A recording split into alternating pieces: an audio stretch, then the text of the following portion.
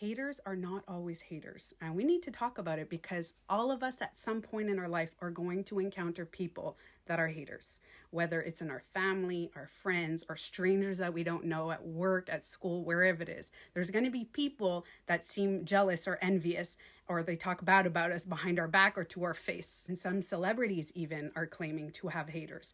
But we need to know the difference between somebody who's a hater and somebody that we actually hurt. Somebody that we did wrong to, and they're just calling us out. Here's how to know the difference. If somebody calls you out without attacking your personality, without judging you, without making assumptions, is just straight calling you out, they're not a hater. They are expressing to you that you hurt them, whether it was intentional or not. Oftentimes, we don't intentionally or purposefully hurt other people. We are doing something for ourselves. We're just acting how we're acting, and it happened to hurt other people.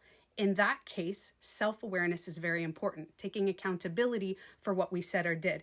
And we can apologize for that. And we could make amends and try to rectify what we said or did that hurt other people. Now, actual haters will usually project on you their insecurities and traumas, and they're usually going to judge you and have opinions about your life, about what you look like, what you're wearing, about your partners and your friends. Whatever it is, it's just going to seem either aggressive or passive aggressive. Now, here's why owning your self-projections and taking accountability is really important.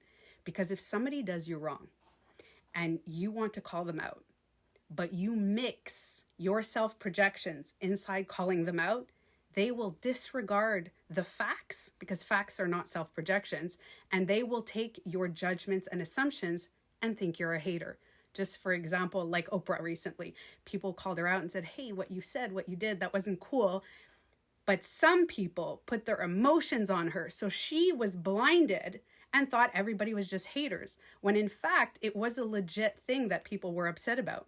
The same thing with Cat Williams. He called a bunch of people out, but because he added some body shaming and some judgments, those people didn't have to take accountability. They just ignored everything as hate. So if we all are going to encounter at some point in our life haters, when somebody does something wrong to you or hurts you, you will be able to approach them with a softness and say, hey, I'm calling you out for this. And you're going to leave your assumptions and your emotions out of it, and all your judgments, you're just going to own them and tell the truth. And then they have no choice to own it. Imagine a world where we all took accountability and we stopped projecting all the hate and the anger on other people, and we owned our shit.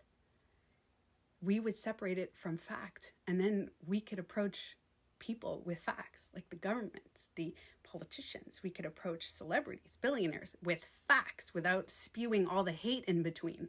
We could filter out facts with hate. We could gather together.